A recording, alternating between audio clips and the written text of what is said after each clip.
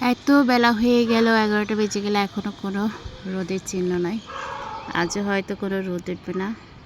দেখেন এত কুয়াশা চারিপাশে, কুয়াশা ছাড়া কিছুই দেখতে পাচ্ছি না। এই হচ্ছে আজকে ঢাকার অবস্থা। তার মধ্যে বসে থাকলেও হবে না, এই যে দুপুরের জন্য রান্না বান্নাও করতে হবে। তাই তো নিয়ে নিলাম এখানে সিম, আলু, সাথে থাকবে এদিকে মাছের মাথা, মাছ ভেজে নিলাম, যেগুলো আজকে সবজি রান্না করব।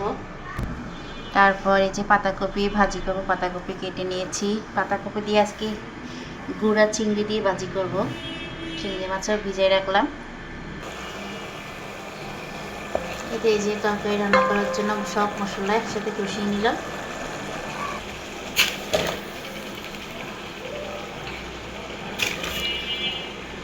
যে রান্নার জন্য শীতকালে এখন শুধু এইসব সবজিই খেতে ভালো লাগে।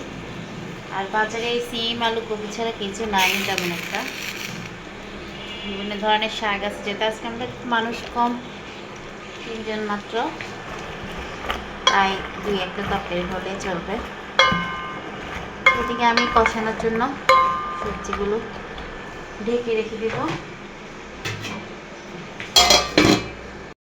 এদিকে পাতাকপিটা ভাজি করার জন্য এখন কুচি কুচি করে নেব। পাতাকপি দিয়ে আসলে পাকোড়া খেতে ভালো লাগে, ভাজিও ভালো লাগে, রুটি ভাতের সাথে। তো আজকে আমি একটু চিংড়ি মাছ দিয়ে ভাজি করবো, তাই কেটে নিচ্ছি।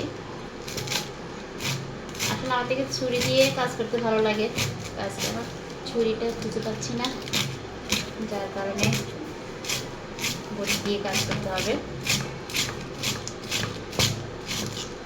এই যে পাতাকপি কাটা শেষ, এই যে পাতাকপিগুলো কুচি কুচি করে নিলাম, যেগুলো ভাজি করব। আর এখানে সিম, আলু দিয়েছিলাম, সাথে এখন একটু ফুলকপি দিয়ে দিব।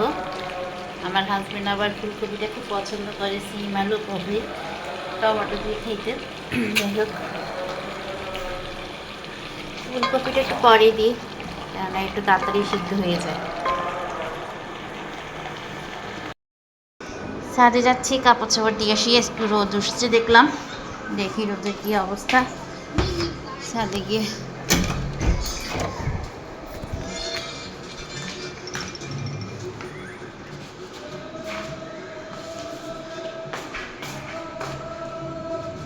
লিপ নামক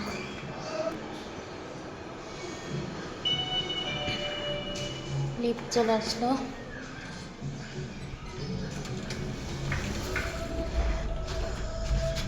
আমাদের হচ্ছে ডাটা দিচ্ছে, 8তলায় ছাদ, দিয়ে দিলাম।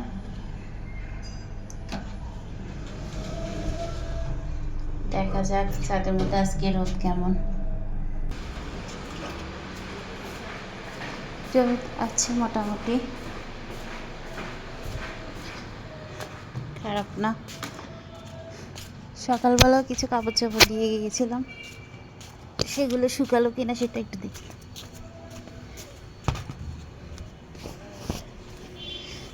এগুলো শুকিয়ে গেছে, এখন ওগুলো দিয়ে দেব। আজকে রোদে যে 1:30 বাজে রোদ উঠলো, রোদের দেখা পেলাম দুপুরবেলায়।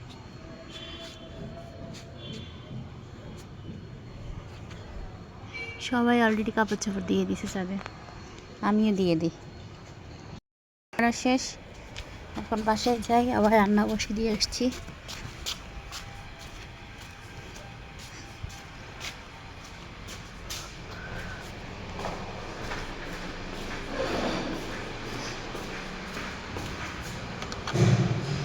আজকে রোদ উঠে তো অনেক ভালো হয়েছে, যার জন্য কাপড় চাপড়গুলো নেড়ে দিয়ে আসতেছে, কারণ লিফটের জন্য অপেক্ষা করতে হবে।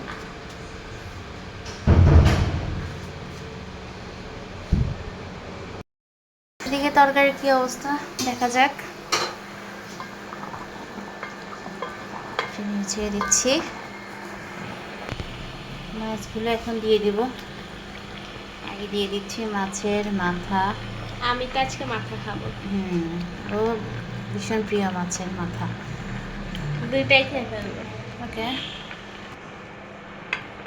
এদিকে মাছ দিয়ে দিলাম, এরপর দিয়ে দিব টমেটো,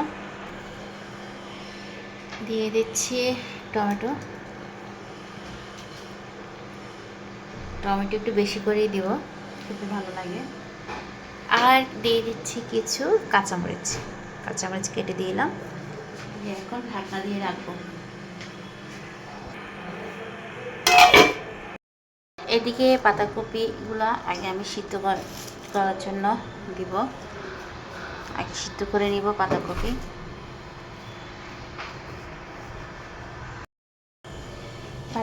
সিদ্ধ হওয়ার জন্য বসিয়ে দিলাম, একটু সামান্য পরিমাণ লবণ দিব। আপাতত আর কিছুই দিব না, সিদ্ধ হোক তারপরে। এদিকে তরকারিটা হয়ে গিয়েছে, এখন ধনিয়া পাতা দিয়ে দেব।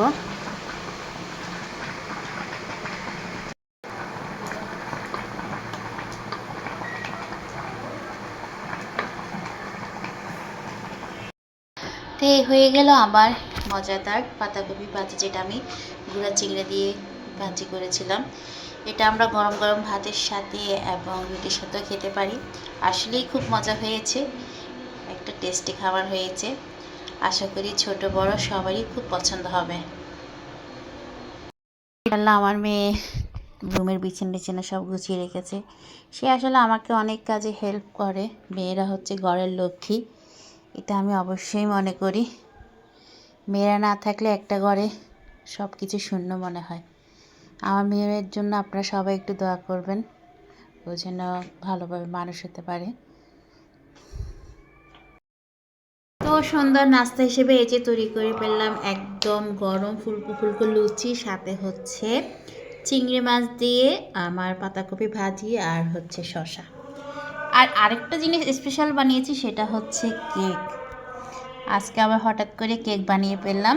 ডিম দেখি ভাঙ্গা, তো চিন্তা করলাম ভাঙ্গা ডিম দিয়ে কী করবো, কেকটা সুন্দর হয়েছে। কেক বানিয়ে ফেলি। তো হচ্ছে আমার কেক। কেমন লাগলো অবশ্যই কিন্তু কমেন্ট করে জানাবেন। আর সবাই ভালো থাকবেন, সুস্থ থাকবেন, আমার জন্য দোয়া করবেন অবশ্যই। আর আমার পেজটাকে অবশ্যই একটা ফলো লাইক দিয়ে রাখবেন। আজ এ পর্যন্তই, শুভরাত্রি, আল্লাহ হাফেজ।